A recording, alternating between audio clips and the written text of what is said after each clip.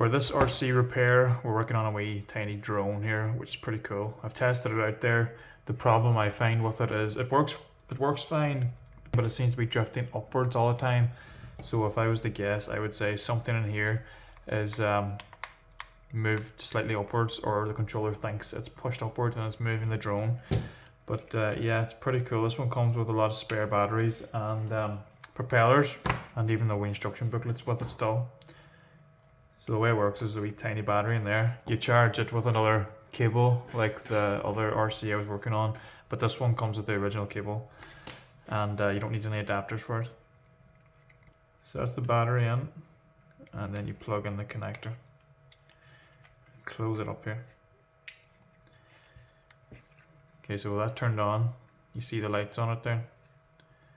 Now this button is the takeoff button, so I'll just press that now and see if it stays within view or if it flies off here. Oh, yeah, it's gone. We're going to open this up and see what exactly inside looks like, what we're dealing with here, and see if there's anything repairable.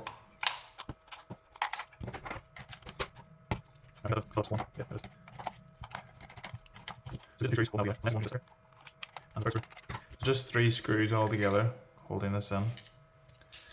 Now, these are actually very much like a joystick on a games controller.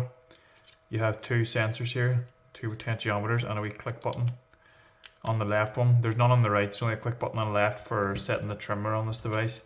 But what I'm going to do is, I'm going to pull those potentiometers out and clean it with some contact cleaner or a little bit of isopropyl alcohol. Let me just get the spudger here.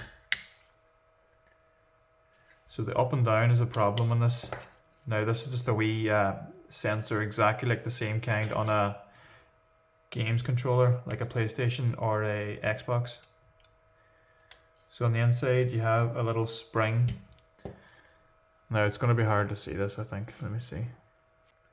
So on the inside you have a wee plastic holder with a spring on it, and that spring runs around on the, in there you can see there's a carbon track. It's kind of hard to see, but that metal spring goes around the carbon track, and the controller reads in if it's here or here. The resistance changes from that bit of metal to the carbon track back down to the pin in the middle.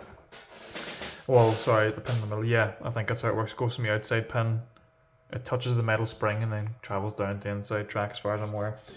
That's how it tells where the joystick is forward or back. But what happens then is the carbon track gathers dirt on it. It either wears out or it gathers dirt on it, but the carbon debris affect the reading on that. So I'm going to clean that carbon track, and I might actually change the spring. If that spring is the same size in the one as the one in a PlayStation or Xbox controller, I might just change that out completely as well. So I'll actually use a bit of isopropyl alcohol rather than contact cleaner. So you just soak a cotton bud in isopropyl alcohol and you just rub it gently on that carbon track. You don't need to be very rough with it, you don't want to damage anything or wear it out more.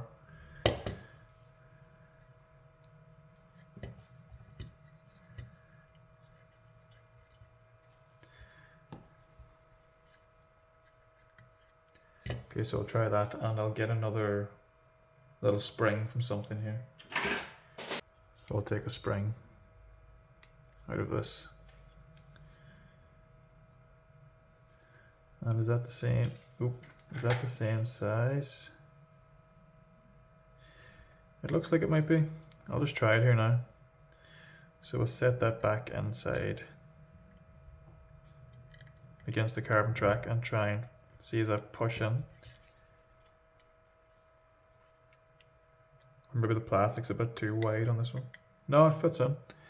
Fits in there. And line this up now. There we go, that's the new spring inside. Now with any luck, that's all it'll need. So we'll just put this back together now and test it. Now we'll test this again now and see, does it keep going up and up and up, or does it actually level out now? This is now to see if we can get this to come back down. Does this switch work again, or this joystick? Alright, so that's it away now. Let's see if I can control this with one hand and get it back.